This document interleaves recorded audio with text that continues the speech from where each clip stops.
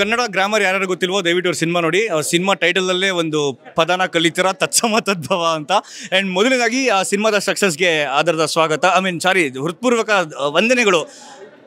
ಏನಕ್ಕೆ ಅಂದರೆ ಇವ್ರು ನೋಡಿದ್ರೆ ಪದಗಳೇ ಬರ್ತಿಲ್ಲ, ಜೊತೆಲಿ ಮೇಡಮ್ ಬೇರೆ ಇದ್ದಾರೆ, ಹೊಡೆದಿಲ್ಲ ಅಂದರೆ ಸಾಕು ಮೇಡಮ್.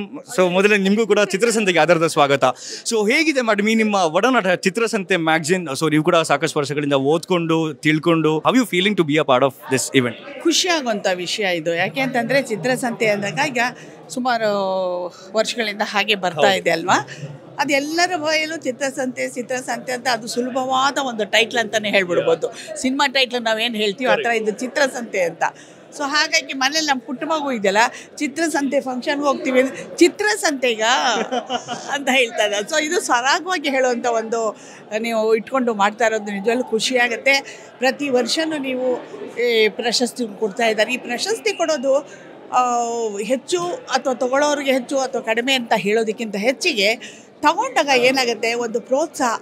ಇವತ್ತು ನನಗೆ ಕೊಟ್ಟಿದ್ದಾರಾ, ಇದಕ್ಕೆ ಇನ್ನೂ ಹೆಚ್ಚಿನ ಏನೋ ಮಾಡಬೇಕು, ನಾನು ಲೈಫಲ್ಲಿ ಏನಾದರೂ ಮಾಡಬೇಕು, ಅಚೀವ್ಮೆಂಟ್ ಮಾಡಬೇಕು, ಇವರು ನನ್ನನ್ನು ಕರೆದು ಕೊಟ್ಟಿದ್ದಾರೆ ಅನ್ನೋ ಒಂದು ಪ್ರೀತಿ ವಿಶ್ವಾಸ ಬೆಳೀತಾ ಹೋಗುತ್ತೆ.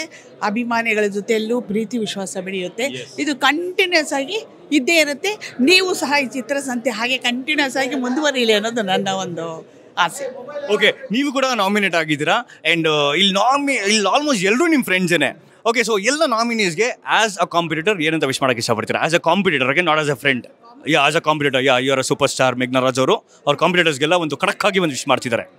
ನನ್ನ ಬದಲು ನೀವೇನಾದರೂ ಗೆದ್ದರೆ ಆ ಅವಾರ್ಡ್ ಇದಕ್ಕೆ ನನ್ನನ್ನು ಸೇರಿಸ್ಕೊಂಡು ನನ್ನನ್ನು ಸ್ಟೇಜ್ ಮೇಲೆ ಕರೆದು ನನ್ನ ಕೈ ಕೊಟ್ಟು ಇದು ನನಗೆ ಕೊಟ್ಟಿರೋ ತಪ್ಪಾಗಿದೆ, ನೀವು ತೊಗೊಳ್ಳಿ ಅಂತ ನನ್ನ ಕೈ ಕೊಟ್ಟು ಕಳಿಸ್ಬಿಡಿ.